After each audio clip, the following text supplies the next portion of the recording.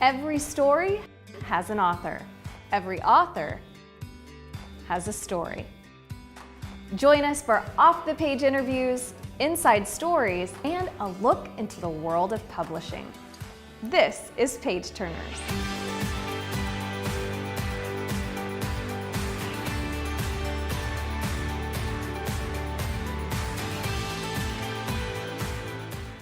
Welcome to Page Turners, presented by the agency at Brown Books. I'm Hilary Kennedy, and I feel like I need to sit up a little straighter in my chair today next to my guest. Her name is Alice Ann. She's 72 years old, and you would never, ever know it. Her posture is absolutely amazing. And in her book, Dailey Strengthening: 6 Keys to Balance Core Muscles for Optimal Health, she shares her passion and her wisdom on how the body functions and how to optimize its muscles. So Alice Ann, welcome to Page Turners. Well, thank you. I'm glad to be here. When you're talking about core strength, I know we hear that a lot, but what is it really? What do you mean by that? Well, every joint has core muscles, so you have to pay attention to where your feet are standing, the way they stand, where your knees are pointing, what your hips are doing. Is your pelvis, is the tailbone turned up? Is it tucked under, or is it straight down? So that affects the muscles. If it's tipped up in the back, it tightens your back of your waist muscles and loosens your abdominals in the front. And then tucked under, it's just the reverse. And so you've got to have it in the right place, and your shoulders in the right place, the vertebra behind the bottom of your breastbone. If it's too far forward, it messes up your shoulders and your abdominal area. Plus, you got to have your head on straight. So that would explain why I feel like I always need a massage, because everything feels out of place. All right, so you teach core strengthening based on 6 triangles of body alignment. Can you kind of explain your method to us?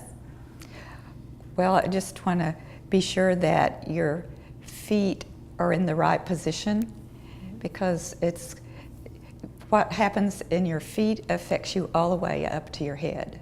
Wow. Because if I spread my toes wide and I have everything in the right alignment, I can feel the muscles going up to above my eyebrows. Really? Yeah. And so if, when I was 21, I got a bunion, because back then, of course, even now, it's popular to have pointed-toed shoes and high heels, and the doctor told me not to wear pointed-toed shoes anymore, and just to wear lace-up shoes. But at that time, I was teaching school and elementary, and they didn't care. Right.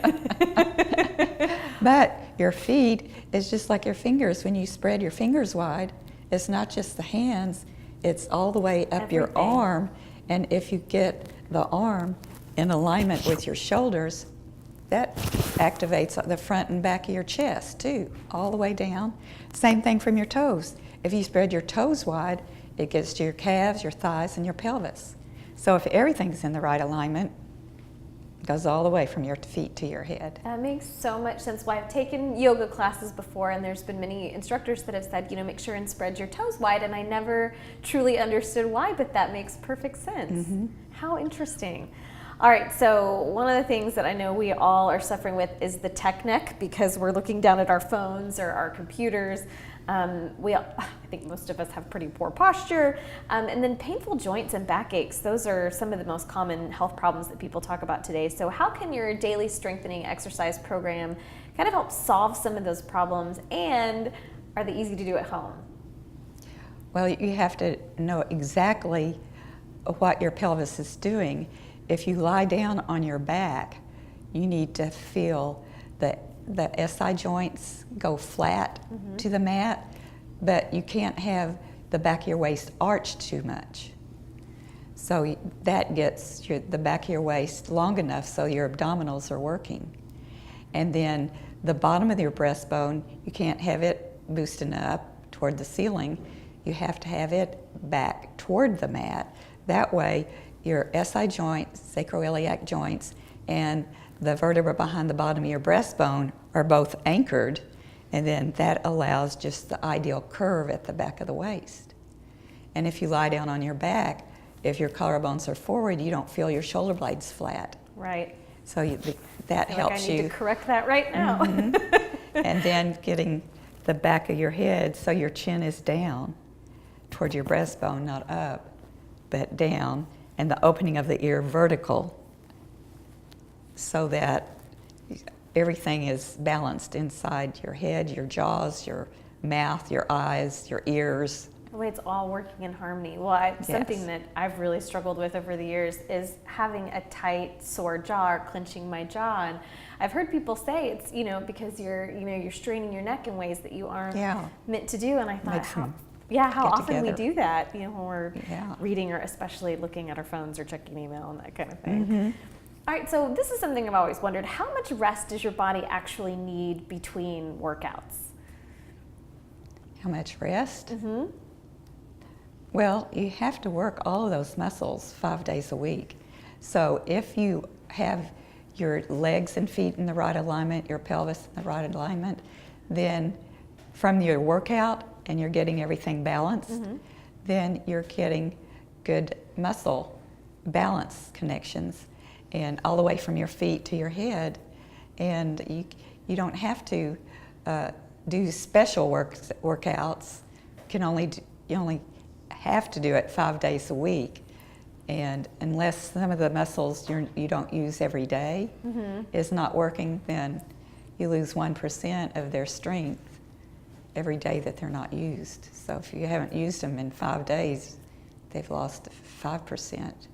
That's incredible how fast that happens. And then other muscles have to take over for them. And so that's where we get the overworked muscles and the soreness and the okay, that makes sense. So you have to know exactly what the best position is for your feet, your knees, your pelvis, your shoulders, your head, and your neck. It really does all work together. And it really helps people with their feet. Sometimes they get fungus in their toenails because they're not getting enough blood circulation down there to their toes. So that's what causes it. How interesting. I didn't know that. Wow. So we can prevent a really, really unattractive condition by just keeping everything in harmony. Yeah, and I have, my toenails are white. It looks like I have a French pedicure. What? Because your and whole my fingernails, body is healthy. White. You do have beautiful nails. White. Wow. White. So you're getting all the proper blood medicure. flow. That is incredible. So it's not just helping you with your mobility, but it's actually kind of a beauty secret. I love that. Yeah. Okay, well, I'm wearing one right now, and I have to confess that I do love a good high-heeled shoe. But you mentioned the dangers of wearing a pointed toe shoe. Tell me again why I need to avoid those. And is it okay to wear a high-heeled shoe from time to time? I have a feeling you're going to say no. Well, if they're pointed, and now they're just as pointed or more pointed than they were in the 1960s. And high heels, why do we need high heels? That's not good. Right. So if you choose to wear pointed-toed shoes, you'll just find out what the drama is going to be like. Later on. I always hear you're not going to enjoy foot surgery later if you keep wearing the high-heeled shoes. Yeah. All right, so what's your opinion on lifting weights at the gym?